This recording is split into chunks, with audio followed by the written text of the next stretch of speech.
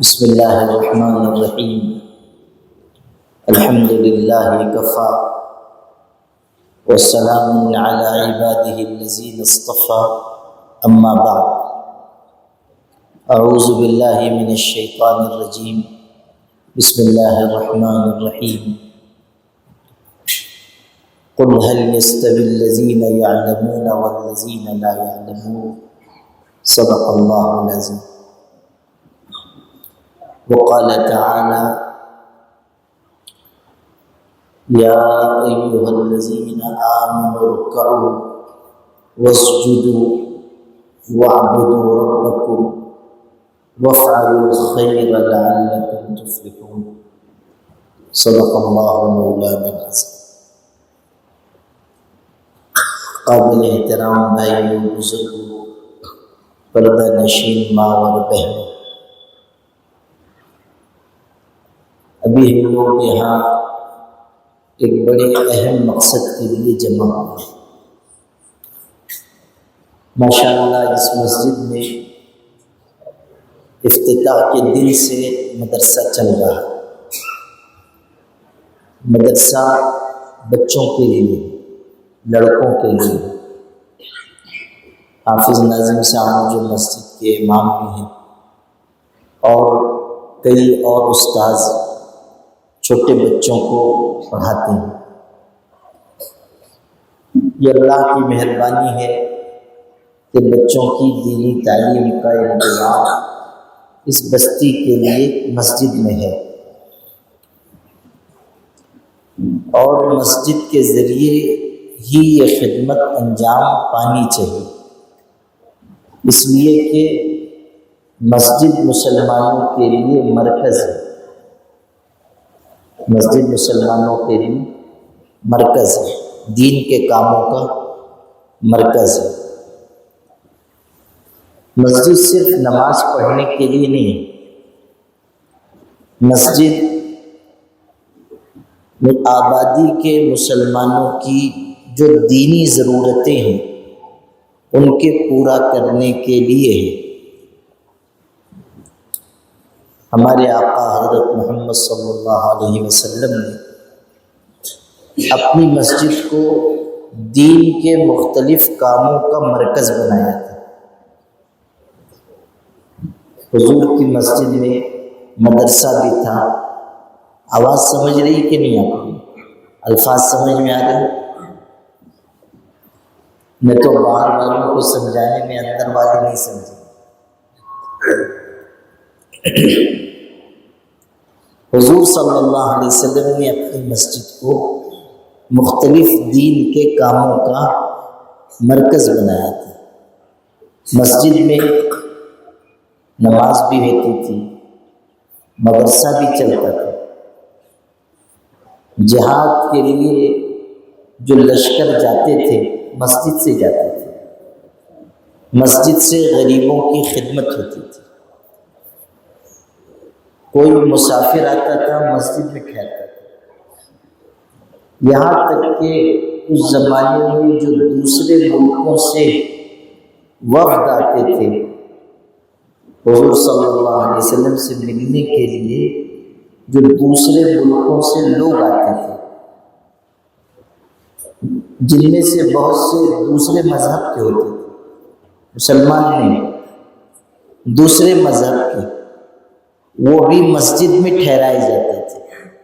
قیام ان کا مسجد میں ہوتا تھا، حالانکہ مذہب ان کا دوسرا تھا، مسلمان نہیں تھے۔ مسلمانوں میں اتنی کم علمی ہو گئی کہ اگر کوئی آدمی کسی ہندو کو مسجد میں لے آئے تو اس کو سب برا سمجھیں گے۔ اگر کسی مسجد میں ہندو کو کوئی لے آئے، سکھ عیسائی کو لے آئے تو لوگ کیا کہیں گے؟ غلط ہے۔ حالانکہ نبی کریم صلی اللہ علیہ وسلم کی مسجد میں غیر مسلم آتے تھے، ٹھہرتے تھے۔ عیسائیوں کا وفد حضور کی مسجد میں آیا، مسجد میں ٹھہرا، جب ان کی نماز کا وقت آیا، وہ لوگ بھی نماز پڑھتے ہیں، لیکن وہ نماز میں اپنا منہ بیت المقدس کی طرف کرتے ہیں، فلسطین کی طرف۔ اور مدینہ منورہ کا جغرافیہ ایسا ہے کہ اگر وہاں پر کوئی نماز پڑھے اور بیت المقدس کی طرف منہ کرے تو اس کی پیٹھ خانہ کعبہ کی طرف ہو، یعنی بالکل الٹا ہو جائے گا۔ جیسے اپنے لوگ ادھر منہ کر کے نماز پڑھ رہے ہیں نا، تو اس کو ادھر منہ کر کے پڑھنا، تو جب وہ ادھر منہ کر کے پڑھے گا تو اس کی پیٹھ خانہ کعبہ کی طرف ہوگی، قبلہ کی طرف۔ آپ سمجھو، جب ان کی نماز کا وقت آیا تو انہوں نے حضور صلی اللہ علیہ وسلم سے نماز کی اجازت لی کہ ہم اپنی نماز پڑھ لیں۔ حضور نے کہا پڑھ لیں، تو انہوں نے نماز پڑھی ادھر منہ کر کے، پیٹھ ان کی قبلہ کی طرف تھی۔ حضور نے منع نہیں فرمایا، پڑھ لو، تمہارا جو نظام ہے اس کے مطابق تم اپنی عبادت کرو۔ مسجد میں پڑھی نماز، منہ ادھر۔ حضور صلی اللہ علیہ وسلم نے مسجد کو کھلا رکھا اور دین کے ہر کام کی جگہ مسجد کو بنایا۔ ایک مومن کے لیے مسجد ایسی ہی ہے جیسے مچھلی کے لیے پانی۔ مومن کے لیے مسجد کیسی ہے؟ جیسے مچھلی کے لیے پانی۔ مچھلی بغیر پانی کے جی سکتی ہے؟ نہیں جی سکتی۔ مومن بھی بغیر مسجد کے زندگی گزار نہیں سکتے۔ اسی لیے ہر بستی میں مسجد ہونا ضروری ہے، اور مسجد کا ہونا جتنا ضروری ہے اتنا ہی ضروری یہ ہے کہ ہم مسجد کو دین کے کاموں کا مرکز بنائیں۔ یہ نہ ہو کہ نماز ہوئی کہ تالا لگاؤ، بلکہ کہیں کہیں تو ایسا ہوتا ہے کہ کوئی بیچارہ بیٹھ کے وظیفہ پڑھ رہا ہے اور تھوڑی دیر ہو گئی تو مؤذن صاحب ملک الموت کی طرح اس کے ارد گرد ٹہلنے لگ جاتے ہیں، یا سب بتی بجھا دیتے ہیں۔ وہ بھی بیچارہ 10 منٹ بعد بھاگنے والا اور جلدی بھاگ جاتا ہے کہ کوئی جنات نہ لپٹ جائے، اندھیرے میں اکیلے بیٹھ کے میں وظیفہ پڑھوں گا۔ مسجدیں ہماری آباد رہنی چاہیے، اور مسجدیں ہماری دین کے کاموں کے لیے کھلی رہنی چاہیے، اور دین کے کام مسجد سے ہونے چاہیے۔ مسجد کا ماحول بھی احترام کو، اچھے اخلاق کو۔ اگر کوئی شخص مسجد میں آ رہا ہے ہمیں اس کا استقبال کرنا چاہیے۔ کسی سے کوئی غلطی ہو جا رہی ہے ہمیں معاف کرنا چاہیے۔ بعض لوگ آتے ہیں مسجد میں، کبھی غلطی سے موبائل بند کرنا بھول گئے، موبائل بج گئے، تو جو 2-4 پرانے قسم کے نمازی ہیں وہ ضرور اس کو گھور گھور کے دیکھیں گے، یا ایک آدھ سے نہیں رہا جائے گا تو ابھی امام صاحب ادھر دعا کر رہے ہیں، ادھر اس کی بد دعا چالو ہو جائے گی۔ باہر اعلان لگا ہے، ہمیشہ بولتے ہیں بند کر کے نہیں آتے ہو، حالانکہ یہ جو ٹوک رہا ہے آدمی اور زور سے مسجد میں بول رہا ہے یہ بھی منع ہے۔ اور اگر کوئی جوان بیچارہ آیا مسجد سے ابھی جڑا نہیں ہے، آپ اگر اس کے ساتھ ایسی بد اخلاقی سے پیش آؤ گے تو مسجد میں نہیں آئے، مسجد سے کٹ جائے۔ ٹھیک ہے، اس سے غلطی ہوئی، آپ کو سمجھانا ہے، آپ اکیلے نہیں، محبت سے سمجھا دو۔ سمجھانے کا بھی طریقہ ہوتا ہے۔ حضرت حسن رضی اللہ عنہ، حضرت حسین، دونوں حضور صلی اللہ علیہ وسلم کے کون ہیں؟ نواسے حضور کے نواسے ہیں، حضرت فاطمہ کے صاحبزادے ہیں۔ حضور صلی اللہ حضرت حسن اور حضرت حسین رضی اللہ عنہ، ان کی تربیت اور پرورش تو حضور صلی اللہ علیہ وسلم کے گھرانے میں ہو رہی تھی۔ دین حضور سے سیکھا، اپنے والد حضرت علی سے سیکھا، اپنی والدہ حضرت فاطمہ سے سیکھا، تو چھوٹے پن سے دین سیکھے ہوئے تھے، عمر زیادہ نہیں تھی۔ ایک دن مسجد میں آئے دونوں، عمر ابھی کچھ زیادہ نہیں، مسجد میں آئے تو ایک بوڑھے شخص وضو کر رہے تھے، بڑے میاں تھے، وضو کر رہے تھے، لیکن ان کا وضو صحیح نہیں تھا، ان کا وضو صحیح نہیں تھا، غلطی کر رہے تھے۔ اب ایک طریقہ تو یہ تھا کہ چونکہ وہ غلطی کر رہے تھے تو جا کر یہ لوگ کہتے کہ آپ اتنی عمر ہو گئی آپ کی، آپ کو وضو کرنا نہیں آیا، آپ غلط وضو کر رہے ہیں۔ ایک طریقہ تو یہ تھا، لیکن کوئی چھوٹی عمر کا لڑکا، کوئی جوان اگر کسی بزرگ سے اس طرح بات کرے گا تو اس کو ٹھیس پہنچے گی، اچھا نہیں لگے گا۔ ادب دیکھو، تعلیم کا طریقہ اور ادب، یہ دونوں بھائی ان بڑے میاں کے پاس گئے اور ان سے کہنے لگے کہ چچا، ہم لوگوں کی عمر کم ہے، ہم یہ چاہتے ہیں کہ آپ کو وضو کر کے دکھائیں، اگر ہمارے وضو میں کہیں کوئی غلطی ہو آپ بتا دیں، ہمارے وضو میں اگر کہیں کوئی غلطی ہو تو آپ بتا دیں، آپ سکھا دیں۔ ان بڑے میاں کے سامنے ایک نے وضو کیا تو دوسرے نے وضو کیا، اور ظاہر ہے کہ حضور صلی اللہ علیہ وسلم کے نواسے تھے، کتنا اچھا وضو کیا ہو۔ ہم لوگ جیسے جھٹ پٹ وضو کرتے ہیں ویسا وضو نہیں۔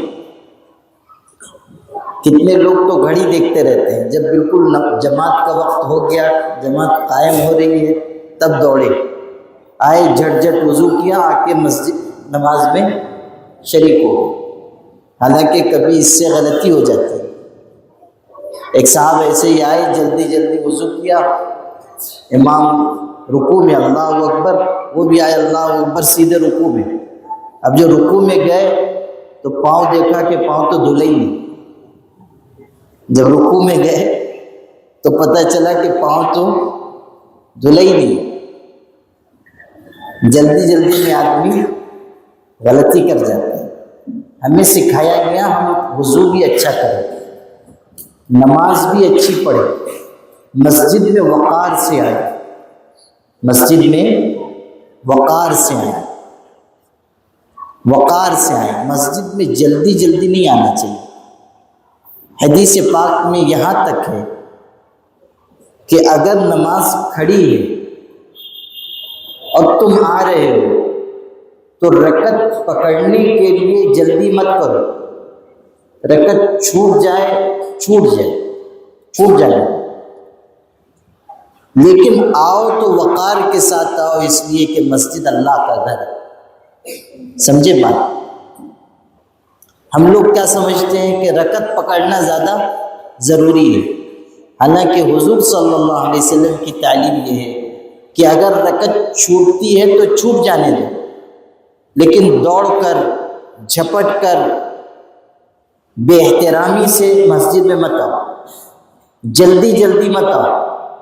اتنے لوگ ہیں تیزی سے آ جاتے ہیں، جھٹ سے آتے ہیں رکعت پکڑنے کے لیے، صحیح نہیں۔ نبی کریم صلی اللہ علیہ وسلم نماز پڑھا رہے تھے، کوئی صحابی پیچھے سے آئے اور جلدی جلدی آئے، اور جلدی تیزی سے آنے سے کچھ شور ہوا جس کی وجہ سے دوسروں کی نماز میں بھی خلل ہوا۔ اس زمانے میں ایسے لوم تھوڑی ہوتے تھے کہ کان پڑی آواز نہ سنائی دے، سناٹا ہوتا تھا، تو کوئی آدمی اگر تیزی سے آ رہا ہے تو پوری مسجد میں آواز ہو جاتی تھی۔ تو ان کے آنے سے بھی کچھ ہلچل ہوئی، ان کے آنے سے ہلچل ہوئی، کچھ لوگوں کو خلل ہوا۔ حضور صلی اللہ علیہ وسلم نے بھی محسوس فرمایا۔ جب نماز پوری ہو گئی تو آپ نے پوچھا کون جلدی جلدی آیا؟ تو وہ کھڑے ہوئے، آپ نے ان کو قریب بلایا۔ اب دھیان سے سننا، حضور صلی اللہ علیہ وسلم کا طریقہ بھی کتنا خوبصورت تھا، آپ کا طریقہ کتنا خوبصورت تھا۔ آپ نے ڈانٹا نہیں، آپ نے ذلیل نہیں کیا، آپ نے تنبیہ نہیں فرمائی، بات یہاں سے شروع کی، زادک اللہ حرصا لا تعد، یہ ارشاد فرمایا۔ ایک جملہ پہلے آپ نے ان کے لیے ہمت کا کہا، حوصلہ بڑھایا، کہا اللہ آپ کے شوق میں اور اضافہ فرمائے۔ کیا کہا؟ اللہ آپ کے شوق کو اور بڑھائے، آئندہ ایسا مت کرنا، اللہ آپ کے شوق کو بڑھائے۔ آپ نماز کے لیے آئے، جلدی اگر آپ نے کی ہے تو کس لیے کی ہے؟ نماز کے لیے کی، تو اللہ آپ کے شوق کو اور بڑھائے، آئندہ ایسا مت کرنا۔ دونوں بات آپ نے فرمایا، ایک تو ان کو ان کی ہمت بڑھائی، ان کو دعا دی کہ اللہ آپ کے شوق میں اضافہ کرے، لیکن آئندہ اس طرح دوڑ کر نماز میں مت شامل ہو۔ یہ طریقہ تھا نبی کریم صلی اللہ علیہ وسلم کا۔ کوئی بات کہنی ہے اس کا طریقہ ہوتا ہے، آدمی بے سلیقہ بات بھی سلیقے سے کہے تو مانی جاتی ہے۔ بات گرچہ بے سلیقہ ہو کلیم، شاعر کا شعر ہے، بات گرچہ بے سلیقہ ہو کلیم، بات کہنے کا سلیقہ چاہیے۔ یعنی اگر کوئی آدمی کڑوی بات بھی کہہ رہا ہے، اچھے انداز میں کہے گا تو کڑوی نہیں لگے گی۔ ایک ہی بات کو آپ اچھے سے بھی کہہ سکتے ہو اور ایک ہی بات کو آپ برے سے بھی کہہ سکتے ہو، بات وہی ہے۔ ایک بادشاہ نے خواب دیکھا تھا کہ میرے سارے دانت ٹوٹ گئے۔ کیا خواب دیکھا؟ سارے دانت گر گئے۔ تو اس زمانے میں تعبیر بتانے والے ہوتے تھے، ان کو نجومی کہتے تھے، خواب کی تعبیر بتاتے تھے۔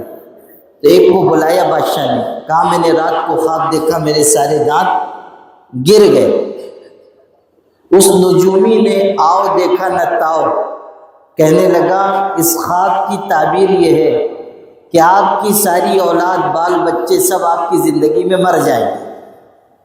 بادشاہ کو غصہ آیا، کہا وہ جب مریں گے اس کو پہلے مارو، وہ جب مریں گے اس کو قتل کرو۔ چنانچہ گردن اڑا دی۔ دوسرے کو بلایا، کہا میں نے رات کو خواب دیکھا ہے کہ میرے سارے دانت گر گئے، کیا تعبیر ہے؟ تو پہلے چاہے اس کو عقل آئی ہو یا نہ آئی ہو، وہ اس کی گردن کٹی ہوئی دیکھ کے تو عقل آئی گئی ہوگی، اس نے تعبیر وہی دی مگر جملہ بدل دیا۔ اس نے کہا کہ بادشاہ سلامت، اس خواب کی تعبیر یہ ہے کہ اللہ آپ کو بہت لمبی عمر عطا کرے گا، بہت زمانے تک آپ زندہ رہیں گے، آپ اپنے سب گھر والوں سے زیادہ عمر پائیں گے، آپ اپنے سب گھر والوں سے زیادہ عمر پائیں گے۔ مطلب وہی ہوا نا، مطلب وہی ہوا کہ سب ٹپک جائیں گے، تم زندہ رہو گے، لیکن جملہ بدل دیا، کہا کہ سارے لوگ آپ سب لوگوں سے زیادہ عمر پائیں گے۔ یہ نہیں کہا کہ آپ کی اولاد آپ کے گھر والے سب آپ کے سامنے مر جائیں گے، یہ نہیں، تعبیر وہی ہے، جملہ بدل دیا۔ بادشاہ خوش ہوا، اس نے انعام دیا۔ تو بات کہنے کا طریقہ ہونا چاہیے۔ آپ کو جو سنا رہا تھا وہ یہ کہ حضرت حسن اور حسین رضی اللہ عنہما، انہوں نے بوڑھے شخص کو وضو کرتا ہوا دیکھا، وضو غلط تھا، تو بجائے اس کے کہ وہ یہ کہتے کہ آپ کا وضو غلط ہے، انہوں نے یہ کہا کہ چچا ہم کم عمر ہیں، ہم وضو کرتے ہیں، آپ دیکھ لیں، اگر کہیں غلطی ہو جائے تو آپ ہم کو بتا دیں، سکھا دیں۔ ایک نے وضو کیا، بہترین وضو، دوسرے نے وضو کیا، بہترین وضو۔ جب وہ وضو اس چچا نے، بڑے میاں نے دیکھا تو ان کو اندازہ ہو گیا کہ غلطی میری ہے، غلطی میری ہے۔ تو جب یہ وضو کر چکے تو بڑے میاں کہنے لگے کہ بچوں میں سمجھ گیا، میرا وضو صحیح نہیں تھا، آپ لوگوں نے میری اصلاح کر دی، لیکن اس کے لیے طریقہ بہت اچھا آپ نے اختیار کیا، آپ نے میری غلطی مجھ کو بتا دی، آئندہ میں بھی آپ لوگوں کے جیسا وضو کروں گا، یہ طریقہ ہے۔ مسجد کا بھی ماحول ایسا ہونا چاہیے کہ کوئی اجنبی شخص آئے تو اس کو اجنبیت نہ محسوس ہو، کوئی غلطی کر جائے ہم اس کو ایسے انداز میں تنبیہ نہ کریں کہ اس کا دل ٹوٹ جائے۔ نبی کریم صلی اللہ علیہ وسلم مسجد میں تشریف رکھتے تھے، ایک شخص آئے مسجد میں اور مسجد میں پیشاب کرنے لگے، مسجد میں پیشاب کرنے۔ ہم بلا بتائیے، اور مسجد بھی یہ مسجد نہیں، وہ مسجد نہیں، حضور صلی اللہ علیہ وسلم کی مسجد، مسجد نبوی میں پیشاب کرنے لگے۔ صحابہ کو بہت برا لگا، وہ دوڑے ان کو روکنے کے لیے، پکڑنے کے لیے۔ حضور صلی اللہ علیہ وسلم نے منع فرمایا، کہا کہ نہیں، اب درمیان میں ان کو مت روکو، پیشاب کرنا شروع کر چکے، اب درمیان میں مت روکو، اس سے ان کو تکلیف ہو، پیشاب کر لے لے۔ جب وہ پیشاب کر چکے تو حضور صلی اللہ علیہ وسلم نے فرمایا ڈول میں پانی لاؤ اور پیشاب پر بہا دو، ناپاکی دور کر دو۔ چنانچہ صحابہ نے ڈول میں پانی لا کر اس پر بہا دیا۔ پھر آپ صلی اللہ علیہ وسلم نے ان کو اپنے قریب بلایا، جنہوں نے پیشاب کیا تھا ان کو اپنے قریب بلایا، اور آپ نے ان کو بہت محبت سے سمجھایا کہ دیکھو مسجد اللہ کا گھر ہے، یہاں اللہ کا نام لیا جاتا ہے، نماز پڑھی جاتی ہے، ذکر کیا جاتا ہے، ناپاکی یہاں نہیں ہونی چاہیے۔ آپ نے اتنی محبت سے سمجھایا کہ ان کے دل پر اثر ہوا۔ ایک روایت میں یہ بات ملتی ہے کہ وہ مسلمان نہیں تھے، انہوں نے اس اخلاق سے متاثر ہو کر اسلام قبول کیا، محبت دیکھ کر، نرمی دیکھ کر۔ سمجھانے کا طریقہ ہوتا ہے، اور نرمی سے بات دل میں اتر جاتی ہے۔ ایک صحابی تھے، حضور صلی اللہ علیہ وسلم کے پاس حالت کفر میں آئے، مسلمان ہوئے، اسلام قبول کیا۔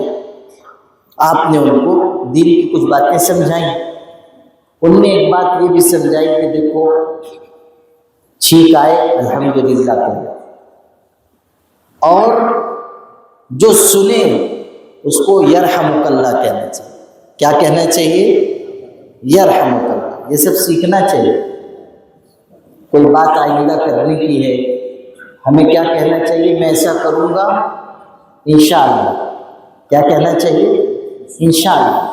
یہ سب سیکھیے، یہ صرف بچوں کے سیکھنے کی چیز نہیں ہے، ہم بڑوں کے بھی سیکھنے کی چیز ہے۔ افسوس کی بات یہ ہے کہ مسلمان اچھی خاصی عمر ہو جاتی ہے، عادت ان کو نہیں ہوتی، 10 جملے کہیں گے میں ایسا کروں گا ویسا کروں گا، انشاءاللہ اللہ پتہ ہے، کہیں دکھائی نہیں دیتا۔ ماشاءاللہ کہاں بولنا ہے، انشاءاللہ کہاں بولنا، وہ پتہ نہیں۔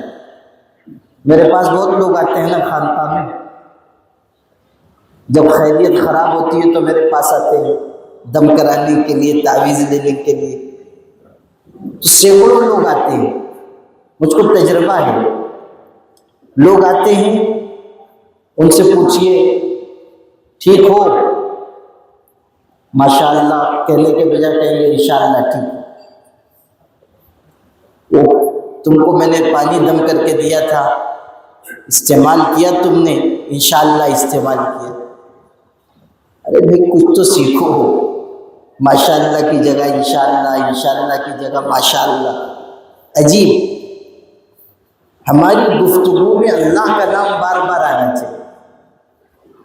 قرآن مجید میں تو یہ تاکید کی گئی، نبی کریم صلی اللہ علیہ وسلم ایک مرتبہ حضور نے یہ فرما دیا کہ میں تم کو مشرکین سے کہا، وہ کچھ سوال لے کر آئے تھے، ان سے کہا میں تم کو کل جواب دوں گا، انشاءاللہ نہیں فرمایا، یہ کہا کہ میں تم کو کل جواب دوں گا، انشاءاللہ کہنا بھول گئے،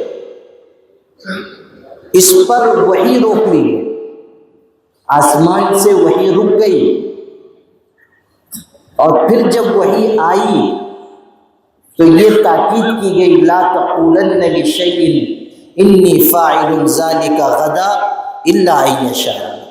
پیغمبر کسی کام کے بارے میں یہ مت کہنا کہ میں کل کروں گا، ہاں انشاءاللہ کے ساتھ کہنا، یہ کہو کہ میں انشاءاللہ کل ایسا کروں گا، کل جواب دوں گا انشاءاللہ۔ یہ سب سیکھنے کی چیز ہے، ہمارے معاشرے میں اس کی بہت کمی ہے۔ گھر میں جاتے ہیں سلام کیے بغیر، گفتگو کر رہے ہیں ماشاءاللہ انشاءاللہ الحمدللہ نہیں استعمال کرتے، چھینک آ رہی ہے الحمدللہ نہیں کہتے، کسی کو چھینک آئی اس نے الحمدللہ کہا یرحمک اللہ نہیں کہتے۔ یہ سب سیکھنے کی اور سیکھ کر عمل کی چیز ہے۔ ہماری زبان پر بار بار اللہ پاک کا نام ہے، بار بار اللہ کا نام ہے، انشاءاللہ کہنے کا بھی اہتمام کرو، ماشاءاللہ کہنے کا اہتمام کرو۔ آپ کو ایک قصہ سناتا ہوں، ایک دلچسپ قصہ یاد آ گیا۔ ایک آدمی تھا، وہ جا رہا تھا گائے خریدنے کے لیے، راستے میں ایک صاحب ملے، انہوں نے پوچھا کدھر جا رہے ہو؟ اس نے کہا میں بازار جاؤں گا۔ کس لیے جا رہے ہو؟ گائے خریدوں گا، گائے کو گھر لے کر آؤں گا، دودھ نکالوں گا، دودھ بیچوں گا، سب کروں گا اور انشاءاللہ ایک جگہ بھی نہیں۔ تو انہوں نے ٹوکا اور کہا اللہ کے بندے انشاءاللہ بھی تو بول، بازار جاؤں گا انشاءاللہ، گائے خریدوں گا، گائے گھر لے کر آؤں گا انشاءاللہ۔ تو اس نے کہا یہاں انشاءاللہ کہنے کی کیا ضرورت ہے، میرے جیب میں مال ہے، گائے بازار میں ہے، انشاءاللہ کہنے کی کیا ضرورت ہے، انشاءاللہ کہنے کی جگہ یہ نہیں ہے۔ اس کے دماغ میں یہ تھا کہ جب کوئی مشکل ہو تب انشاءاللہ کہنا ہے۔ تو کہا کہ انشاءاللہ کی یہ جگہ نہیں ہے، مال جیب میں ہے اور گائے بازار میں ہے۔ گیا، جا کر بہت تلاش کرنے کے بعد ایک گائے پسند آئی، مول تول ہوا، سودا ہوا۔ اب جو جیب میں ہاتھ ڈالا پیسہ نکالنے کے لیے تو معلوم ہوا جیب کٹ گئی، جیب کٹ گئی۔ اب پریشانی میں منہ لٹکا ہوا واپس آ رہا ہے، اللہ کی طرف کی بات وہی شخص پھر مل گیا جس سے بات چیت ہوئی تھی، جس نے کہا تھا انشاءاللہ بھی تو کہہ، وہ پھر مل گیا۔ تو اس نے پوچھا کیا ہوا، بہت پریشان دکھ رہے ہو، منہ لٹکا ہوا ہے۔ تو کہنے لگا انشاءاللہ میں یہاں سے بازار گیا، وہاں جا کر انشاءاللہ گائے پسند کی، پھر انشاءاللہ جیب میں ہاتھ ڈالا تو جیب کٹ گئی تھی انشاءاللہ، اس لیے منہ لٹکا ہوا واپس آیا انشاءاللہ۔ تو اس شخص نے کہا یہ انشاءاللہ کی جگہ نہیں، جو اس نے پہلے کہا تھا وہ اس نے لوٹا دیا کہ یہ انشاءاللہ کی جگہ نہیں ہے، جہاں تم کو کہنا تھا وہاں تم نے کہا نہیں۔ اب جب جیب کٹ گئی ہے تو ہر جملے میں انشاءاللہ ٹانک رہے ہو، یہ ٹھیک نہیں، جو کہنے کی جگہ تھی وہاں تم کو کہنا تھا۔ تو ہم اپنی گفتگو میں ان الفاظ کا خیال رکھیں۔ اب سنو، میں آپ کو واقعہ سنا رہا تھا، نبی کریم صلی اللہ علیہ وسلم نے اس شخص کو جو ایمان لایا آپ نے سکھایا، چھینک آئے تو کیا کہنا؟ الحمدللہ. سکھا کر آپ نے بھیج دیا، وہ دوسرے علاقے کے تھے، چلے گئے. کچھ عرصے کے بعد وہ آئے پھر ملاقات کے لیے. نماز کا وقت تھا، وہ نماز میں شریک ہو. اچھا، انہوں نے جو سیکھا تھا وہ نہیں سیکھا تھا کہ چیخ آئے تو کہنا الحمدللہ. یہ نہیں سیکھا تھا کہ نماز میں نہیں بولنا ہے، یہ نہیں سیکھا تھا. اب آئے، نماز میں شامل ہوئے، چیخ آئی اور یہ کہا الحمدللہ. ویسے بھی آدمی نیا نیا کچھ سیکھتا ہے تو عمل کرنے کا زیادہ شوق ہوتا ہے. انہوں نے زور سے الحمدللہ کہا. اب جب انہوں نے الحمدللہ کہا تو بازو والوں کو محسوس ہوا کہ یہ غلطی کر رہے ہیں. تو کچھ لوگوں نے ذرا ان کو دیکھا ہوگا غور سے تاکہ یہ سمجھ جائیں کہ کچھ غلطی ہو رہی ہے. لیکن بجائے اس کے کہ وہ سمجھتے کہ مجھ سے کچھ بھول چک ہوئی، انہوں نے جب دیکھا کہ لوگ غور سے دیکھ رہے ہیں تو یہ بھی پتہ نہیں تھا ان کو کہ نماز میں بولنا نہیں ہے. جب آس پاس والے دیکھنے لگے تو انہوں نے کہا تم لوگوں کو کیا ہوا، اتنی کڑوی کڑوی نظر سے مجھ کو دیکھ رہے ہیں، یہ کیا بات ہے؟ نماز میں بول پڑے. تو جو ان کے آس پاس تھے انہوں نے پیر پر ہاتھ مار کر ان کو چپ کرایا. نماز ہو گئی. جب نماز ہو گئی تو نبی کریم صلی اللہ علیہ وسلم نے پوچھا نماز میں کون بات کر رہا تھا؟ لوگوں نے بتایا یہ تھے. آپ نے قریب بلایا. اب وہ خود بیان کرتے ہیں، یہ آپ کو سنانا تھا. وہ خود بیان کرتے ہیں کہ نبی کریم صلی اللہ علیہ وسلم نے نہ مجھ کو ڈانٹا، نہ مجھ کو جھڑکا، نہ مجھ کو سخت سست کچھ کہا. آپ نے صرف اتنا فرمایا کہ دیکھو، نماز اللہ کے ذکر اور قرآن پاک کی تلاوت کے لیے ہے، نماز میں بات چیت مناسب نہیں ہے. اب اگلا جملہ ان کا اور سناتا ہوں. وہ صحابی کہتے ہیں کہ قسم خدا کی، میں نے حضور صلی اللہ علیہ وسلم سے پہلے اتنی محبت سے سکھانے والا کوئی دوسرا شخص نہیں دیکھا، اور نہ حضور کے بعد اتنی محبت سے سکھانے والا کوئی دوسرا دیکھا. یعنی حضور سے نہ پہلے کسی کو دیکھا نہ بعد کسی کو دیکھا جو اتنی محبت سے سکھاتا ہے. مسجد کا ماحول ہمارا ایسا ہونا چاہیے. مسجد سیکھنے سکھانے کی جگہ ہے، اسی لیے یہاں بچوں کی تعلیم کا انتظام کیا گیا ہے. بچے پڑھ رہے ہیں الحمدللہ، لیکن ضرورت ہے کہ اتنی بڑی آبادی ہے تو اس آبادی میں بسنے والی بچیوں کے لیے پڑھنے کا انتظام کیا جائے. ہمارے مسعود بھائی ہیں، مسجد کے ذمہ دار ہیں، ہمارے مرید ہیں. میں نے ان سے کہا کہ یہاں بچیوں کی تعلیم کا انتظام ہونا چاہیے، اور یہاں کے جو بیچارے ذمہ دار ہیں اور امام صاحب ہیں، یہ لوگ فکر مند ہوئے تو الحمدللہ کہ آج بچیوں کی تعلیم کے لیے ایک مدرسہ شروع کیا جا رہا ہے. مدرسہ منیر للبنات. للبنات مطلب لڑکیوں کا مدرسہ. لڑکیوں کی تعلیم کا انتظام اس مدرسے میں ہوگا انشاءاللہ. بچیوں کی تعلیم اس لیے بھی ضروری ہے کہ نسل کی پرورش کرنے والی مائیں ہوتی ہیں. باپ تو عام طریقے پہ گھر سے باہر رہتے، کمانے میں ہیں، معاش کے انتظام میں ہیں، باہر کی جو ضرورتیں ہیں ان کو پورا کر رہے ہیں. گھر میں ماں ہوتی ہے اور وہی بچوں بچیوں کا پہلا مدرسہ ہے.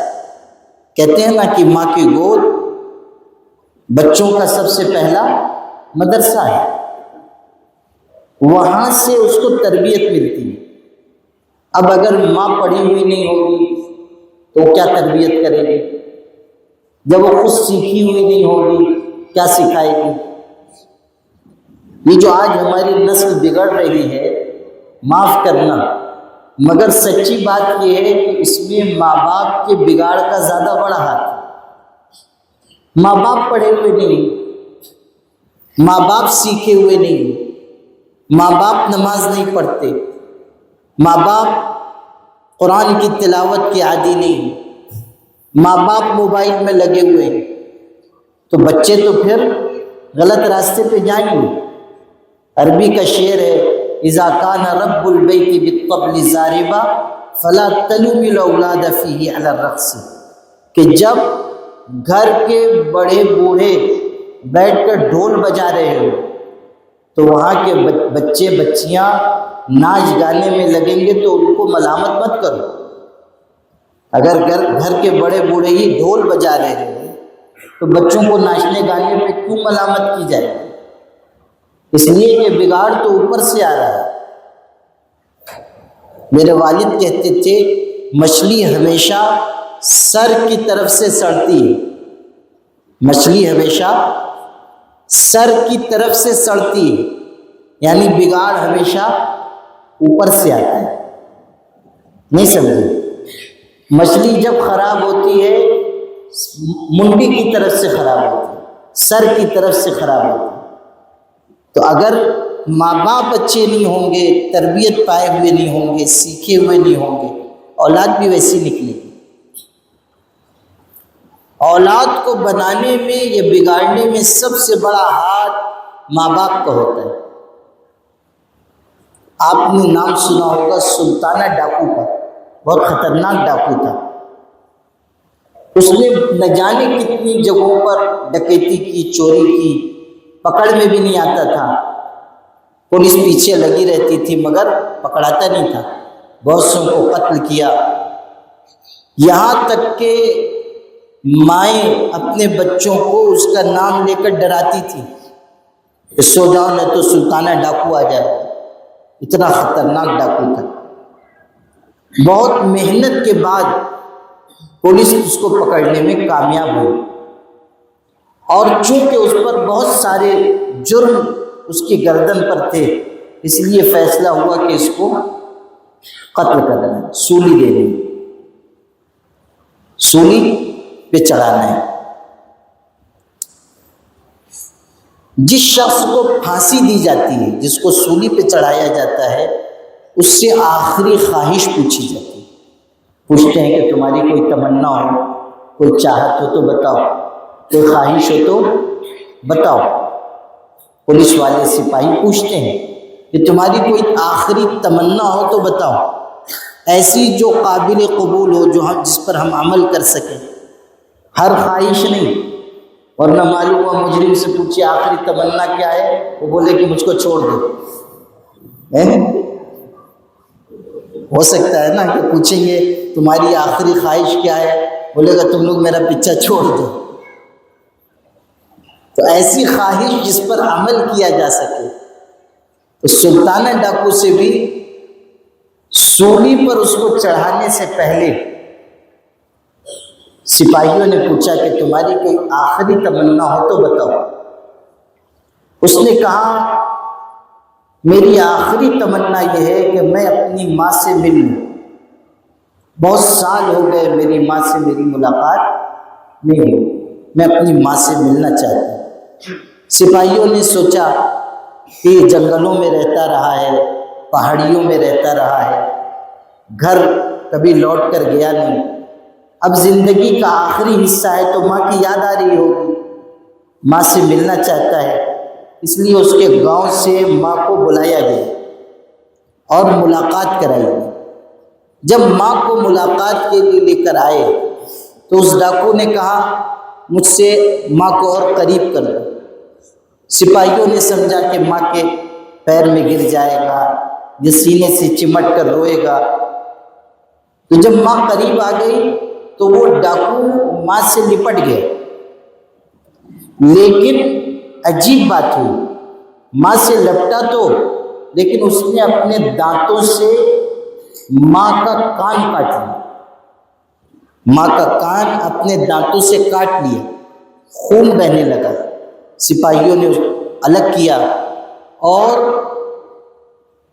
اس کو سلطانہ ڈاکو کو ملامت کی کہ تو نے دوسرے لوگوں کو تو تکلیف پہنچائی، اپنی ماں کو تو نے آخری وقت میں ایسا برا سلوک ماں کے ساتھ کیا، ماں کا کان کاٹ لیا، اس کو تکلیف پہنچائی، تو بہت ہی بڑا مجرم ہے۔ اس نے جو بات کہی وہ آپ کو سنانا تھا۔ اس نے کہا میرا بس چلتا تو میں اپنی ماں کو مار ڈالتا، قتل کر دیتا، اس لیے کہ اگر آج میں سولی پر چڑھایا جا رہا ہوں تو یہ میری ماں کی وجہ سے ہے۔ میں نے بچپن میں سب سے پہلے اپنے پڑوسی کے گھر سے مرغی کا انڈا چرایا تھا، اور میں وہ انڈا چرا کر اپنی ماں کے پاس لے کر آیا، اسی کے پاس۔ یہ اگر اس دن مجھ کو ڈانٹتی، مارتی، تنبیہ کرتی تو مجھ کو چوری کی عادت نہ ہوتی، لیکن اس دن اس نے میری پیٹھ تھپتھپائی اور کہا تو نے اچھا کام کیا۔ بس اس دن سے مجھ کو ہمت ہو گئی، چھوٹی چھوٹی چوری کرنے کے بعد بڑی چوری کرنے لگا، پھر ڈاکو بن گیا، اور آج نتیجہ یہ ہے کہ سولی پہ چڑھایا جا رہا ہوں۔ مجھ کو چور اور ڈاکو بنانے والی میری ماں ہے، مجھ کو چور اور ڈاکو بنانے والی میری ماں ہے۔ ہمیشہ یاد رکھنا، اولاد کو بنانے یا بگاڑنے میں ماں باپ کا بہت بڑا کردار ہے۔ ہماری مائیں بھی سنیں، ہماری جو بہنیں آئی ہیں وہ سنیں، اور آپ لوگ بھی سنیں۔ صرف کمانا یہ کمال کی بات نہیں ہے۔ یقیناً ہمارے بھائی 10 گھنٹے 12 گھنٹے محنت مزدوری کر کے کماتے ہیں، بچوں کو حلال لقمہ کھلاتے ہیں، یہ بہت بڑا کام ہے، لیکن صرف کمانا یہ کمال نہیں ہے۔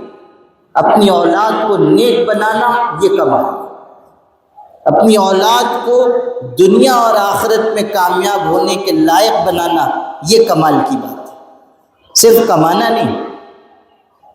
آپ نے سمجھا کہ ہم محنت سے کما رہے ہیں، بس بہت کافی ہے، پوچھتے تک نہیں کہ بچہ کیا پڑھ رہا ہے، ڈیوٹی سے آئے پوچھتے تک نہیں کہ بچہ مدرسہ گیا کہ نہیں، اسکول گیا کہ نہیں، نماز اس نے پڑھی یا نہیں۔ 10-20 منٹ بھی بچوں کے ساتھ بیٹھنے کا معمول ہمارا آپ کا عام طریقے پر نہیں ہے۔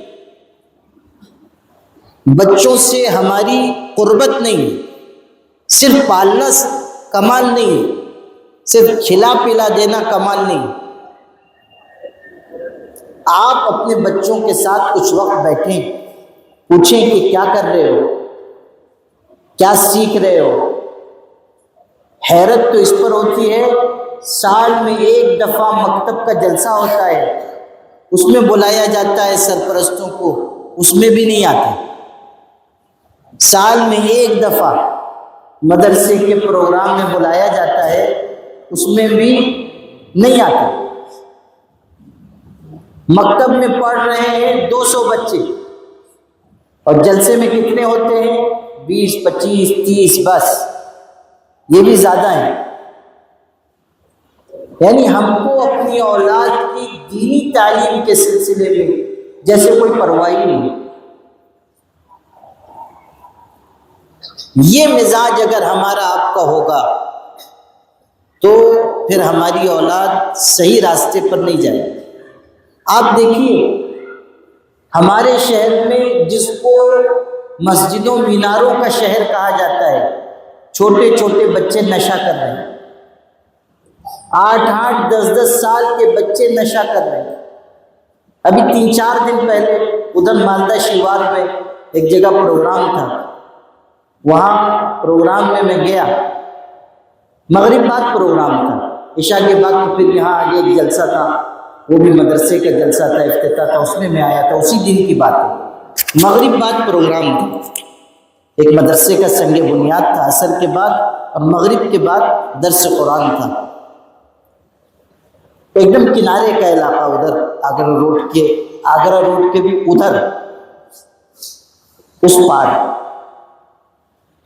جب میں واپس آنے لگا تو جو ساتھی ہمارے ساتھ گئے تھے وہ کہنے لگے کہ یہاں ابھی مسجد کے قریب، مسجد کے پاس کہنے لگے 6-7 بچے 8 سال 9 سال 10 سال اس عمر کے بیٹھ کے بیڑی پی رہے. ہم لوگوں کو دیکھ کے ادھر ادھر بھاگے. ایک دو کو ہم نے سمجھایا ایسا مت کرو. آپ سوچئے کیا عمر ہے، اس عمر میں اگر یہ سب لت لگ رہی ہے، سولیشن سے نشہ کر رہے ہیں، پیٹرول سے نشہ کر رہے ہیں.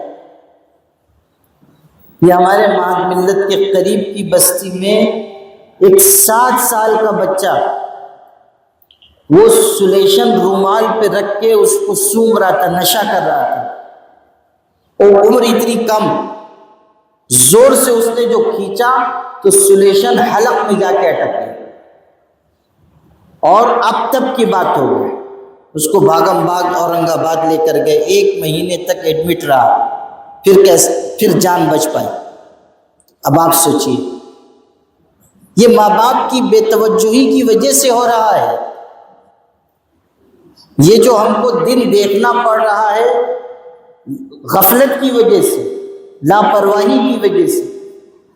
ہمارے دل میں درد ہونا چاہیے کہ ہماری اولاد ہے، ہم اس کو اچھی تعلیم دلائیں گے، اچھی تربیت دلائیں گے، نیک بنائیں گے. کتنی بری بات ہے کہ ہم اپنے لخت جگر، نور نظر، اپنے خون کے لیے ہمارے پاس وقت نہیں، ان کو صحیح راستے پر ڈالنے کے لیے ہم محنت کے لیے تیار نہیں. اس سے پورے سماج پر برا اثر آئے گا، پورا سماج متاثر ہوگا. تو باپ کی بھی ذمہ داری ہے کہ وہ صرف کمائے نہیں، نظر رکھے. پرانے زمانے میں کہتے تھے کہ کھلاؤ سونے کا نوالا مگر نگاہ رکھو شیر کی. جو بزرگ تھے، بڑے بوڑھے تھے، وہ کہتے تھے کہ اولاد کو سونے کا لقمہ کھلاؤ چلے گا مگر نگاہ شیر کی رکھو. یعنی اولاد کی طرف سے غافل مت ہو، خوش فہمی میں بھی مت مبتلا ہو کہ ہماری اولاد بہت اچھی ہے.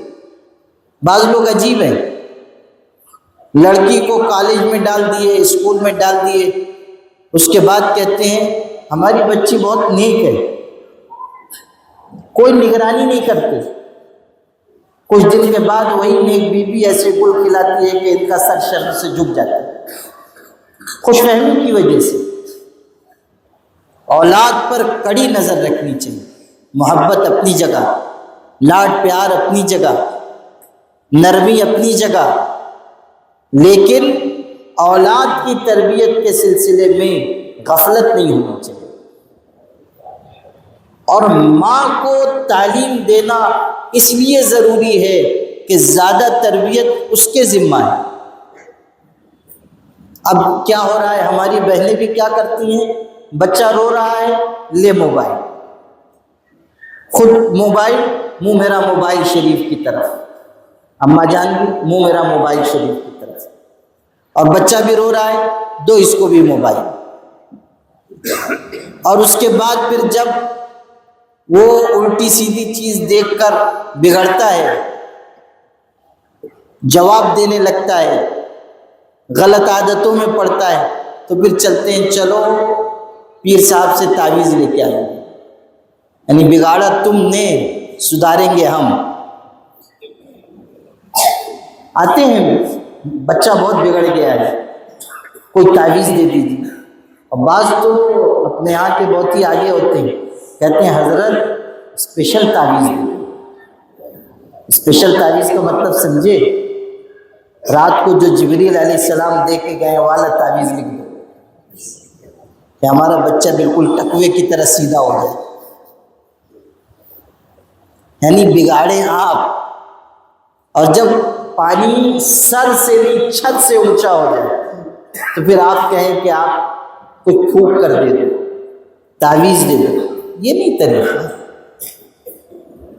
ہمیشہ اپنی اولاد کے لیے آپ کو فکر مند رہنا.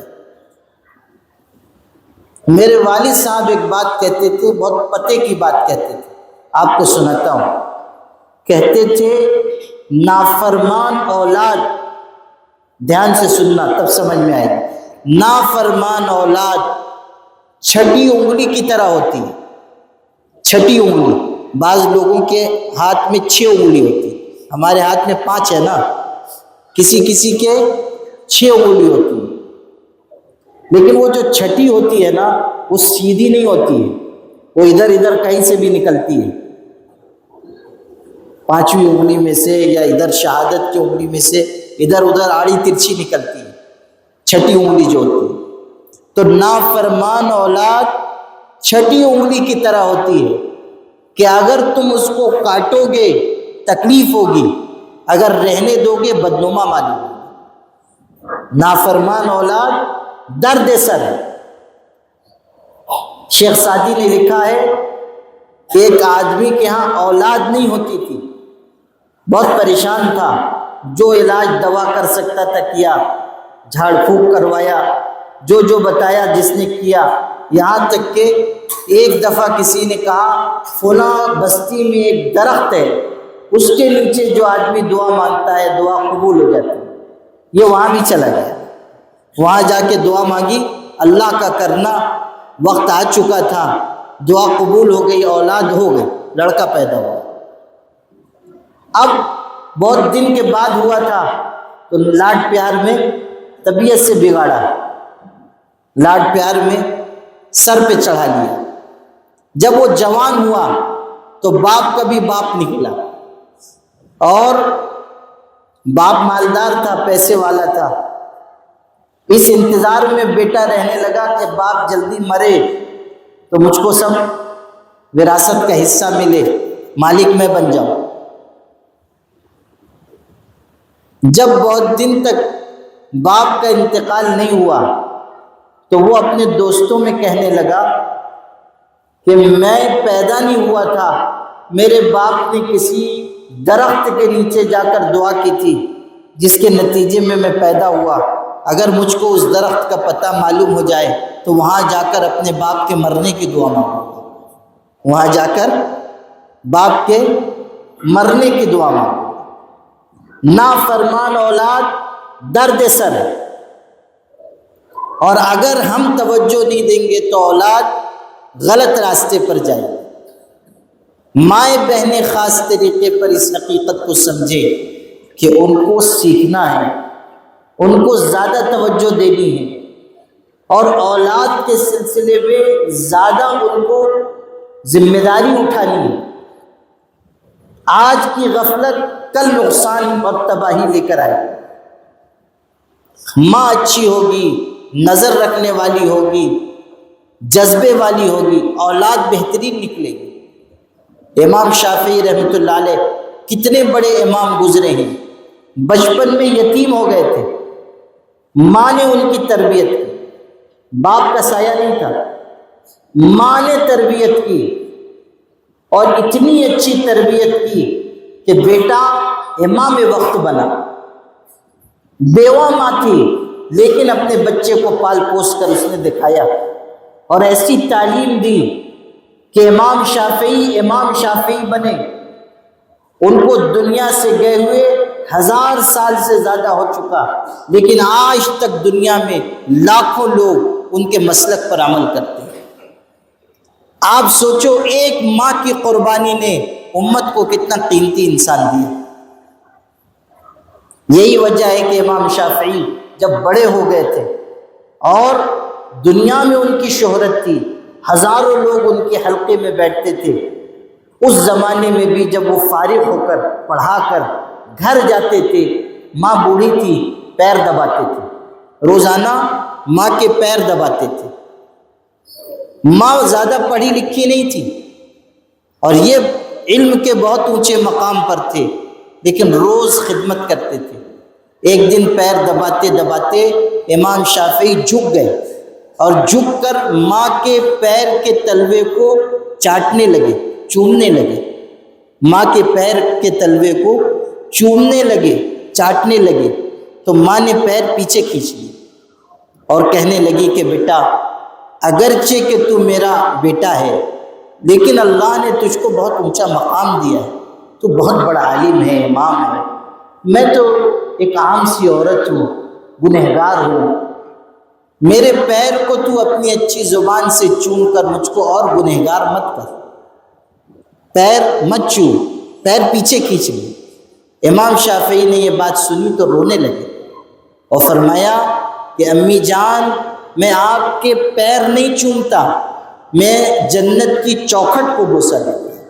یہ آپ کے پیر نہیں ہیں، یہ جنت کی چوکھٹ ہے، میں جنت کی چوکھٹ کو چومتا ہوں۔ آپ غور کیجیے، ایک ماں نے محنت کی، قربانی دی تو بچہ کتنے اونچے مقام تک پہنچا۔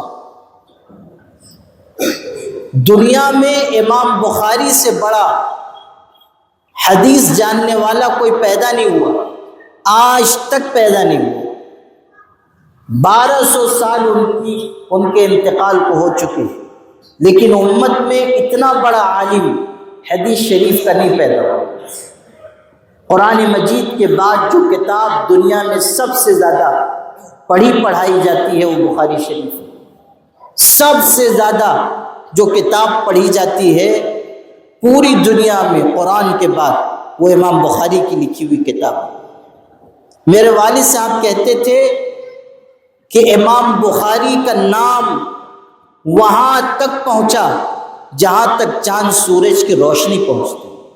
اللہ نے ان کو اتنی عظمت عطا کی، اتنی بلندی عطا کی۔ یہ بھی بچپن میں یتیم ہو گئے، باپ کا سایہ نہیں تھا، اور یہ نابینا تھے، چھوٹے سے تھے، نابینا تھے، آنکھ میں روشنی نہیں تھی۔ ان کی ماں کی تمنا یہ تھی کہ میرا بیٹا عالم بنے۔ اب ایک نابینا بچہ، اندھا بچہ، وہ کیسے عالم بنے؟ تو ماں بہت روتی تھی، دعا مانگتی تھی۔ محمد ان کا نام تھا، اپنے بیٹے محمد کے لیے اللہ سے دعا مانگتی تھی کہ اللہ میرے ننھے محمد کو علم کی خدمت کے لائق بنا دے، بار بار دعا مانگتی تھی۔ اور نیک خاتون تھی ان کی والدہ، روزانہ اپنے بیٹے کے لیے دعا کر رہی ہیں۔ آنکھ میں بینائی نہیں، بیٹے کی آنکھ میں روشنی نہیں۔ کون سوچ سکتا تھا کہ ایک نابینا بچہ اس مقام کو پہنچے گا کہ کائنات میں علم حدیث کا سب سے بڑا امام مانا جائے گا؟ کون جانتا؟ لیکن ماں کی ہمت دیکھو، روز اللہ سے مانگ رہی ہے۔ ایک دن تہجد میں یہ اٹھی، نماز پڑھی، دعا کر رہی ہیں اور رونے لگی، اپنے بیٹے کے لیے دعا کرتے کرتے رونے لگی، بہت روئی، رو دھو کر سو گئی، وہیں مصلی پر نیند آ گئی۔ خواب میں حضرت ابراہیم علیہ السلام کی زیارت ہوئی، حضرت ابراہیم خواب میں آئے۔ امام بخاری کی ماں کے خواب میں حضرت ابراہیم آئے، اور حضرت ابراہیم نے حضرت امام بخاری کی ماں سے کہا تو کیوں پریشان ہوتی ہے؟ اٹھ، دیکھ اللہ نے تیری دعا کی برکت سے تیرے بیٹے کی آنکھ کی روشنی واپس کر دی، روشنی واپس آ گئی۔ یہ جلدی سے اٹھی، پاس میں امام بخاری چھوٹے سے تھے، لیٹے ہوئے تھے، سو رہے تھے، ان کو اٹھایا۔ جب جاگے وہ تو اللہ کی قدرت ظاہر ہوئی کہ آنکھ میں روشنی تھی، دیکھنے والے ہو گئے، اور ایسی بینائی اللہ نے ان کو عطا کی کہ چاند کی روشنی میں کتاب لکھتے تھے، چاند کی روشنی میں لکھ لیتے تھے۔ اللہ نے اتنی زبردست بینائی عطا کی۔ ماں کی دعا کے نتیجے میں اللہ نے بینائی بھی لوٹائی اور ایسا عالم بنایا کہ آج تک ان کی ٹکر کا عالم پوری امت میں، پوری دنیا میں نہیں پیدا۔ آپ غور کیجئے کہ ماں کی تربیت اور اس کی دعا کیسی بڑی چیز ہے، انسان کو کتنی بلندی تک ماں کی دعا لے جاتی ہے، ماں کی تربیت لے جاتی ہے، کتنی بلندیوں تک لے جاتی ہے۔ تو اگر عورتیں پڑھی لکھی ہوں گی تو وہ اپنی اولاد کی اچھی تربیت کریں گی۔ آج ہمارے سماج اور معاشرے میں علم کم ہو رہا ہے، مردوں میں بھی کم ہو رہا ہے، عورتوں میں بھی کم ہو رہا ہے۔ اور غفلت بڑھ رہی، بے توجہی بڑھ رہی ہے۔ ماں باپ بھی علم کی طرف سے غافل ہو رہے ہیں، اور بچے بھی۔ کتنی بستیاں ہمارے ہاں ایسی ہیں، بہت سے بچے بچیاں پڑھتے ہی نہیں، مدرسہ نہیں جاتے، جاتے بھی ہیں 1 دن گئے 2 دن نہیں گئے، استاذ بھی کتنا کہے گا، کتنا سمجھائے گا۔ بہت بچے ہیں مگر مکتب میں آنے والے 20 25 30 40، باقی بچے کہاں ہیں؟ سب ضائع ہو رہے ہیں۔ ہمیں اپنی اولاد کے ساتھ ساتھ اپنے سماج میں رہنے والے بچوں بچیوں کی بھی فکر کرنی چاہیے کہ ہم ان کی تعلیم کا کیسے انتظام کریں، ان کی تربیت کا انتظام کریں۔ اور صرف لڑکوں کو نہیں پڑھانا ہے، لڑکیوں کو بھی پڑھانا ہے، بچیوں کی تعلیم کا بھی انتظام کرنا ہے۔ بچی پڑھے گی تو پورا ایک خاندان پڑھا لکھا ہوگا، بچی پڑھے گی تو وہ بہت سو کو پڑھائے گی، بہت دور تک اس کے علم کا فیض پہنچے گا۔ اور ہمارا دین یہی سکھاتا ہے کہ ہر مسلمان مرد اور عورت دونوں پر بقدر ضرورت علم حاصل کرنا ضروری ہے، صرف مرد کے لیے نہیں۔ کتنی بہنیں ہیں شادی ہو گئی لیکن اب تک ان کو پاکی ناپاکی کے مسائل نہیں معلوم۔ کتنی عورتیں ہیں بال بچے والی ہو گئیں لیکن دین کی موٹی موٹی باتیں ان کو نہیں پتہ ہے۔ کیوں؟ سیکھا نہیں، ان کو بتایا نہیں گیا، ماں باپ نے توجہ نہیں دی۔ بہت ساری ہماری بہنیں ہیں لا علمی کی وجہ سے، جہالت کی وجہ سے بدعات میں مبتلا ہو جاتی ہیں، شرک والی چیزوں کو اختیار کر لیتی ہیں۔ کوئی غلط بات کہیں سے کان میں پڑ گئی اس کو قبول کر لیتی ہیں، اس لیے کہ خود معلومات نہیں ہے۔ جب تک علم نہیں آئے گا ہم اپنے عقیدے کی حفاظت نہیں کر پائیں گے، ہم اپنے عمل کی حفاظت نہیں کر پائیں گے۔ علم کے بغیر عمل نہیں درست ہو سکتا۔ اسی لیے قرآن نے یہ بات کہی، قُلْ هَلْ يَسْتَوِي الَّذِينَ يَعْلَمُونَ وَالَّذِينَ لَا يَعْلَمُونَ۔ علم والے اور بے علم برابر نہیں ہو سکتے، جیسے دھوپ اور چھاؤ، دن اور رات، یہ برابر نہیں ہو سکتے۔ روشنی اجالا اور اندھیرا برابر نہیں ہو سکتے۔ اسی طرح بے پڑھا لکھا انسان اور پڑھا لکھا انسان برابر نہیں ہو سکتے۔ جس طرح دیکھنے والا اور نابینا برابر نہیں ہو سکتے، اسی طرح علم والا اور بے علم برابر نہیں ہو سکتے۔ علم بہت ضروری ہے، تعلیم بہت ضروری ہے، ہر ایک کے لیے ضروری ہے۔ آپ کے بچے پڑھ رہے ہیں تو آپ بھی غور کریں کہ ہم کتنے پڑھے ہوئے ہیں۔ ایک جگہ مکتب کا جلسہ تھا، مکتب میں بچے اپنا پروگرام پیش کرتے ہیں، سناتے ہیں، تو ایک بچے نے سیرت کے بارے میں بتایا، حضور صلی اللہ علیہ وسلم کے والد کا یہ نام، والدہ کا یہ نام، دادا کا یہ نام، دادی کا یہ نام، نانا کا، نانی کا، پڑھ کے اس نے سنایا۔ تو لوگ مکتب کے جلسے میں شریک تھے۔ میری تقریر کی باری آئی تو میں نے پوچھا کہ ابھی ایک بچے نے حضور کی نانی کا نام بتایا تھا، حضور کی نانی کا نام بتایا تھا، آپ میں سے کتنے لوگوں کو معلوم ہے بتائیے؟ آپ لوگوں سے نہیں پوچھ رہا، گھبرائیے نہیں، اس جلسے میں پوچھا۔ پھر میں نے ان لوگوں سے یہ کہا کہ آپ کو اپنی نانی یاد آ جائے گی مگر حضور کے نانی کا نام نہیں بتا پائے۔ کیوں؟ اس لیے کہ آپ نے سیکھا نہیں، آپ نے یاد نہیں کیا۔ بچے یاد کرتے۔ آپ سے اگر میں کہوں کہ آپ مجھ کو 10 حدیث سنا دو، مشکل ہے کہ آپ سنا پائیں، لیکن ہمارے چھوٹے چھوٹے بچے جو مکتب میں پڑھ رہے ہیں 40 حدیث فر سنا دیں۔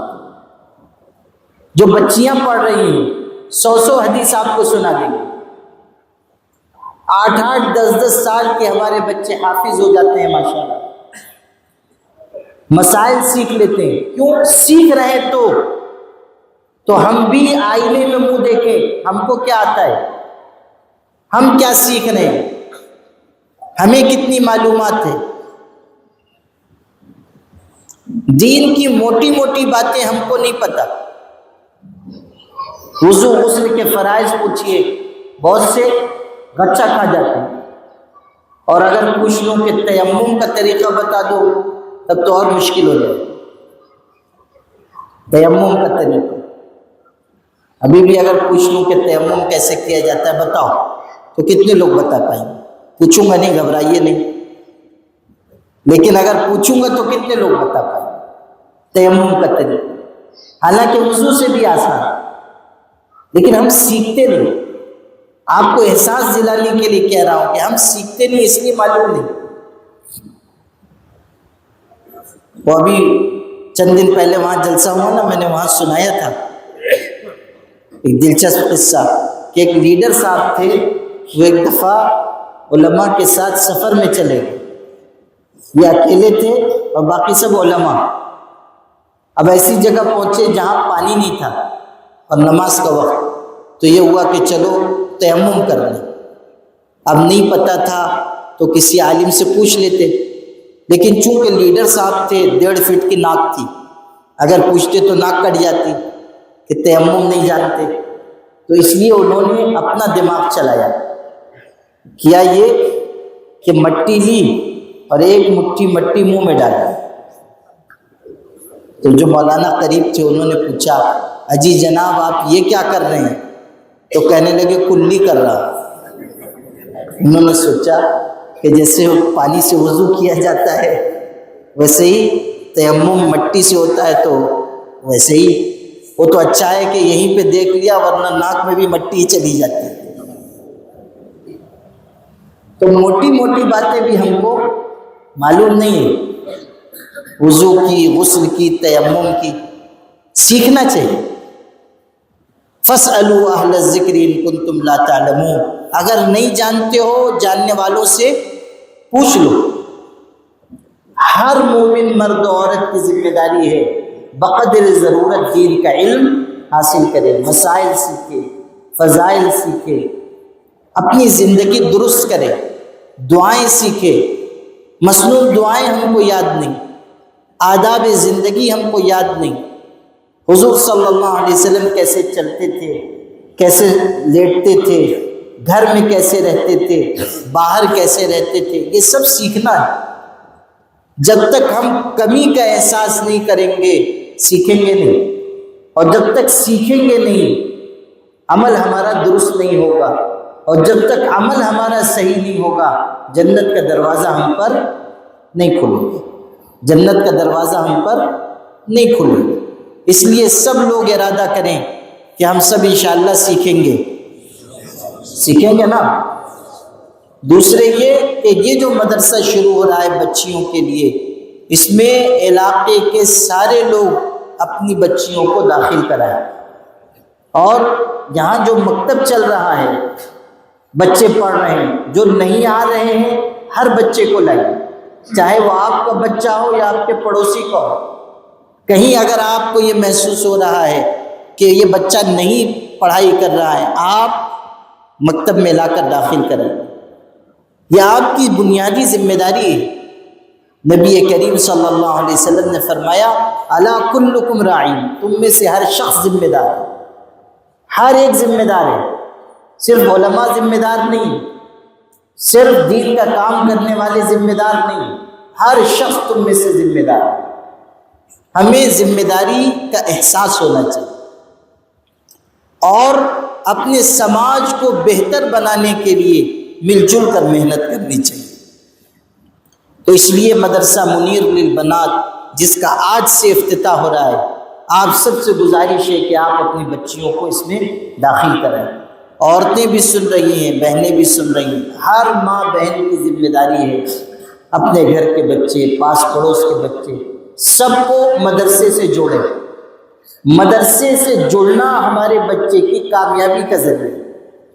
میں ہمیشہ کہتا ہوں مدرسے سے زیادہ دین کی حفاظت کرنے والا کوئی ادارہ نہیں، کوئی تحریک نہیں، کوئی تنظیم نہیں۔ کوئی جماعت نہیں، کوئی جمعیت نہیں. سن لیجئے اس کو پھر آپ.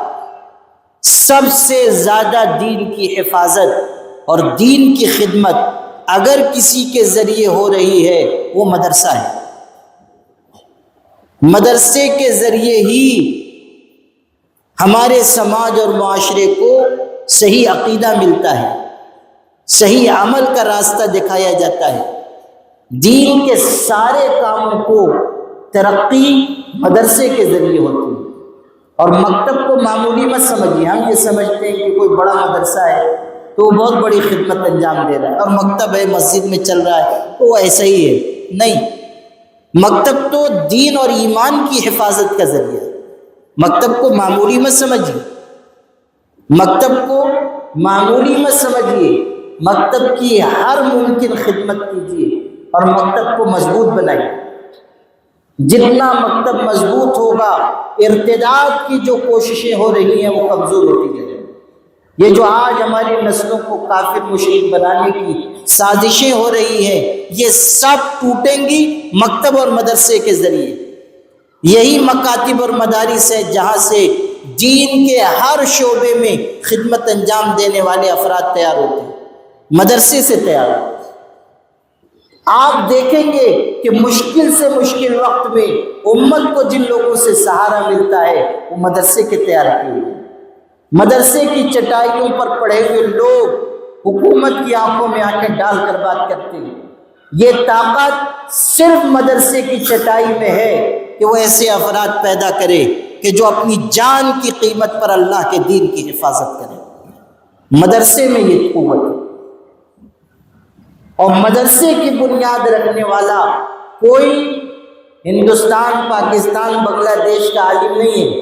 مدرسے کی بنیاد رکھنے والی ہستی ہمارے آقا حضرت محمد مصطفیٰ صلی اللہ علیہ وسلم. سب سے پہلا مدرسہ حضور نے قائم فرمایا. یہ مدرسے کی حضور کی طرف نسبت ہے. آپ نے اپنی مسجد میں مدرسہ بنایا، اس لیے مدرسے کی خدمت کیجیے. مدرسے سے اپنی اولاد کو جوڑیے. اپنی حق حلال کی کمائی مدرسوں پر لگائیے، مکاتب پر لگائیے. اس کے ذریعے اللہ آپ کو برکت عطا کرے گا. آپ کی تھوڑی سی کمائی کتنے لوگوں کے لیے دین کی تعلیم کا ذریعہ بنے گی، کتنے بچوں کے ایمان کی حفاظت کا ذریعہ بنے گی. اس لیے آپ اس کی بھی کوشش کریں کہ کچھ نہ کچھ خرچ کریں. صرف یہ نہیں کہ ہاں مدرسہ اچھا چل رہا ہے، کچھ نہ کچھ خرچ کیجیے، اللہ کے راستے میں لگائیے. یہ خرچ کرنا آپ کے لیے باعث برکت ہوگا. حدیث پاک میں ہے جو خرچ کرتا ہے اللہ اس پر خرچ کرتا ہے.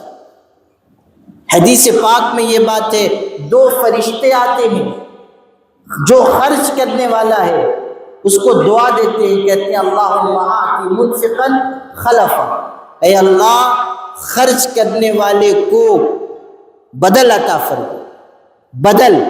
بدلہ نہیں، بدلہ تو آخرت میں ملے گا. بدل یعنی عوض، جو خرچ کر رہا ہے وہ کہیں سے واپس آ جائے. اور جو روک روک کر رکھتا ہے اس کو بددعا دیتے ہیں اللہم آتی ممسکا تلفا، اے اللہ روک روک کر رکھنے والے کا مال برباد کر. صرف دعا نہیں ہے، ایسا نہیں کہ خرچ کریں گے تو دعا ملے گی، روک کر رکھو گے تو بددعا بھی ملے گی. یہ ون وے ٹریفک نہیں ہے. اس لیے کہ جو نہیں خرچ کرتا ہے وہ اللہ کی نگاہ میں، انسانوں کی نگاہ میں برا شخص، ناپسندیدہ ہے. کنجوس کو کوئی پسند کرتا ہے؟ کنجوس کو اللہ بھی ناپسند کرتا ہے اور اللہ کے فرشتے بھی ناپسند کرتے ہیں اور بندے بھی ناپسند کرتے ہیں. کوئی پسند نہیں کرتا. بلکہ آپ کو ناپسندیدگی کی بات سناتا ہوں، ایک دلچسپ قصہ سناتا ہوں. ایک فقیر تھا، کسی عرب ملک میں ایک فقیر تھا مانگنے والا. ایک بڑی سی دکان تھی، چلا گیا اور وہاں جا کر اس نے کہا بھوکا ہوں کچھ کھلا دو. وہ بہت بڑی دکان تو تھی، مال بہت تھا مگر دل بہت چھوٹا تھا. بہت ہی کنجوس، مکھی چوس قسم کا آدمی تھا. تو اس نے کہا بابا معاف کرو. مگر فقیر بھی اپنی ضد کا پکا تھا. اس نے کہا میں تو لے کے جاؤں. اس نے کہا میں نہیں دوں گا، جاؤ معاف کرو. اس نے کہا نہیں، میں یہیں بیٹھ جاتا ہوں. یہ جو ہمارے دلی والے لوگ ہیں ان سے کچھ رشتہ داری رہی ہوگی تو اس لیے وہ بھی وہیں بیٹھ گئے. اس نے کہا میں تو لے کے جاؤں. دکاندار نے سمجھا کتنی دیر بیٹھے گا، 10 منٹ 20 منٹ، آدھا گھنٹہ، گھنٹہ بھر، اس کے بعد تو جائے گا. مگر وہ اپنی ضد کا اتنا پکا تھا کہ جو بیٹھا تو اٹھا ہی نہیں. کئی گھنٹے گزر گئے. اب دکاندار کو سمجھ میں آیا کہ یہ لیے بغیر جائے گا نہیں. لیکن دینا اس کے لیے بہت مصیبت کی چیز تھی. اور ملک ایسا تھا جہاں عربی بولی جاتی تھی، عربی. تو جب اس نے دیکھا کہ یہ ٹلنے والا نہیں ہے تو اس نے اپنے ایک ملازم کو بلایا، بلا کر کہنے لگا یا وزیر قل لنذیر فلیقل لبشیر فلیقل لامیر ان یعطی خبزا لہذا الفقیر. اتنی لمبی سند بیان کی اس نے. بہت سے ملازم تھے نا دکان میں، تو کہنے لگا اے وزیر تم امیر سے، تم بشیر سے کہہ دو، وہ نذیر سے کہہ دے، وہ امیر سے کہہ دے. سب ملازم تھے اس کے. اتنی لمبی سند بیان کی کہ امیر سے کہہ دے کہ اس فقیر کو ایک روٹی دے دے. اتنی لمبی سند بیان کرنے کے بعد کیا کہا؟ ایک روٹی. ایک تو کئی گھنٹے سے بیٹھا تھا، اس کے بعد اتنی لمبی بخاری شریف کی سند، اور اس کے بعد ایک روٹی. اس کو بہت غصہ آیا. کنجوس سے سب نفرت کرتے ہیں نا، تو اس کو بہت غصہ آیا. اس نے ہاتھ اٹھایا اور بد دعا دی، اور اسی طرح دی جیسے اس نے اعلان کیا تھا. اس نے کہا یا اللہ قل لجبریل فلیقل لمیکائیل فلیقل لاسرافیل فلیقل لعزرائیل ان یقبض روح ھذا البخیل. اے اللہ تو جبریل سے کہہ دے، وہ میکائیل سے کہہ دے، وہ اسرافیل سے کہہ دے، وہ عزرائیل ملک الموت سے کہے کہ اس کمبخت کو دنیا سے اٹھا دے، اس کنجوس کی روح لے کے جائے، خستم جہاں پاک، اس کو اٹھا کے لے جائے، اس کا کوئی کام دنیا میں نہیں ہے. تو کنجوسی کو کوئی پسند نہیں کرتا، نہ اللہ پسند کرتا ہے نہ بندے پسند کرتے ہیں. اس لیے مسجد، مدرسہ، مکتب، ہر ایک پر اپنی حلال کمائی خرچ کرنی چاہیے. جتنی اللہ نے وسعت دی ہے خرچ کریں گے انشاءاللہ. اللہ تعالی ہم سب کے یہاں آنے کو قبول فرمائے، کہنے سننے کو قبول فرمائے. جو مدرسہ بچیوں کے لیے شروع ہو رہا ہے اللہ تعالیٰ اس میں خیر و برکت عطا فرمائے. ہمارے مسعود بھائی جو اس مسجد کے ذمہ دار ہیں، رفیع ہیں، افضل ماسٹر ہیں، اور بھی کئی لوگ ہیں، سب ہمارے مخلصین ہیں. اللہ تعالیٰ سب کو قبول فرمائے، سب کی محنتوں کو قبول فرمائے. مسجد کے، مدرسے کے، اور اب جو نیا مدرسہ قائم ہو رہا ہے اس کے بھی نظام کو اللہ تعالیٰ بہتر سے بہتر طریقے پر چلانے کی توفیق عطا فرمائے. وآخر دعوانا الحمدللہ.